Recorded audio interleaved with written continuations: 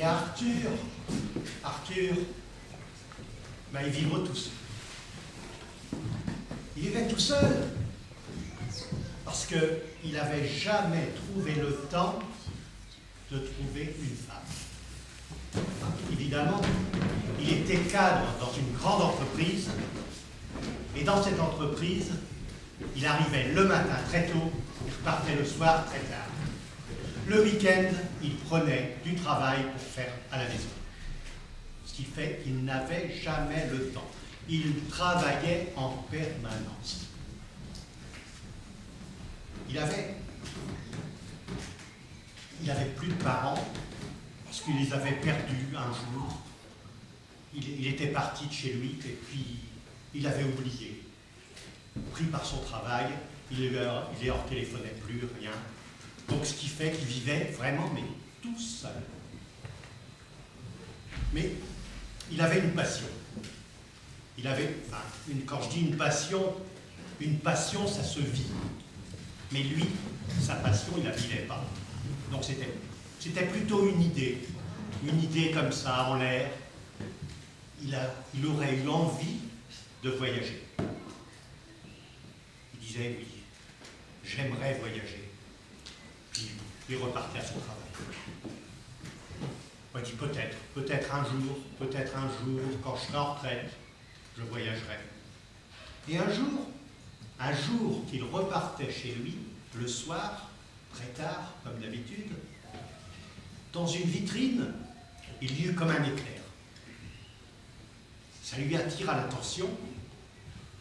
On ne sait pas comment, il y avait une étiquette, elle était très brillante. Est-ce que c'était l'étiquette, un reflet du phare d'une automobile dans la vitrine? Toujours est-il qu'il eut l'attention attirée par un grand rouleau. Il faisait bien 1 mètre de long et très gros. Un gros rouleau, et il avait une grande étiquette, et sur l'étiquette c'était marqué « La carte la plus grande du monde ». Pour voyager, c'est formidable. Une carte. Il essaya d'entrer dans la librairie, elle était ouverte. À cette heure, elle était encore ouverte, comme si on l'attendait. Il entra dans la librairie et demanda le prix de la carte. C'était pas très cher. Donc il l'acheta, il l'a mis sous son bras et il repartit chez lui. Arrivé chez lui, il commença à déballer la carte.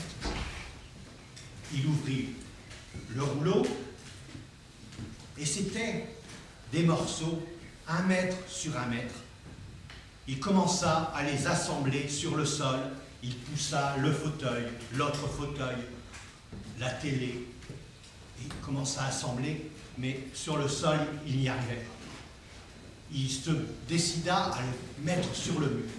Et il mit un morceau, puis un autre, puis un autre. Puis il déplaça parce qu'il y avait un autre morceau à mettre entre deux.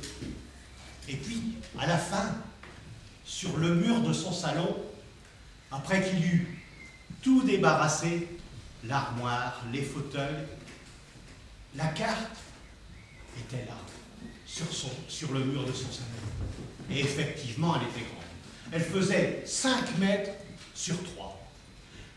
Tout en haut, sur le plafond, elle dépassait. On voyait l'Arctique. Sur le plancher, un petit bout d'Antarctique. À droite, à gauche, sur les murs, en retour, des petits bouts de Pacifique, avec quelques îles. C'était pas très grave. Et à partir de ce jour-là, il décida que tous les jours, il regarderait, il consacrerait 2 ou 3 minutes à regarder sa carte. Et il se mit à regarder. Puis il regarda l'Inde, l'Amérique du Sud, l'Afrique. Et puis, il se figea sur un nom, Bombay, en Inde. Bombay. Il dit, ça doit être bien ça. Bombay, ça doit être formidable. Oh, j'aimerais bien voir. Hop, instantanément, il se trouva transporté en Inde, à Bombay. Ben alors là, il y avait du monde, hein, et ça faisait un ces bruit. Effrayé, il pensa à son petit salon et instantanément, il revint dans son salon. Il dit, mais c'était vrai? Et ça avait l'air vraiment d'être vrai, mais de toute façon, vu le bruit et tout, c'est pas possible. Je n'ai pas pu rêver. Il dit, pour aujourd'hui, ça suffit, on verra demain, je réessayerai demain. Et le lendemain, il réessaya. Tataouine. Oh, ça doit être bien. Tataouine, il se concentra sur Tataouine et hop, il se retrouva en plein désert. Ah, ce n'était plus le même que la veille. Hein. Il n'y avait pas grand monde là. Mais alors, des dunes, c'était magnifique. Il se promena quelques heures sur les dunes et quand il en eut un peu assez, il pensa à son petit salon. Et hop, il revint dans son salon. Et puis là, tous les soirs, il dit, je consacre 2 ou 3 heures pour faire une petite escapade dans le monde. Et il chercha sur la carte des noms, Taou, les Philippines, l'Afrique. Et il voyagea un peu partout comme ça. Mais un jour, il fit une erreur funeste. Il oublia d'éteindre sa radio. Et pendant qu'il était là, il cherchait sur la carte où il pourrait bien voyager. À la radio, on entendit une voix qui disait qu'il y avait un naufrage en mer d'Oman. La mer d'Oman.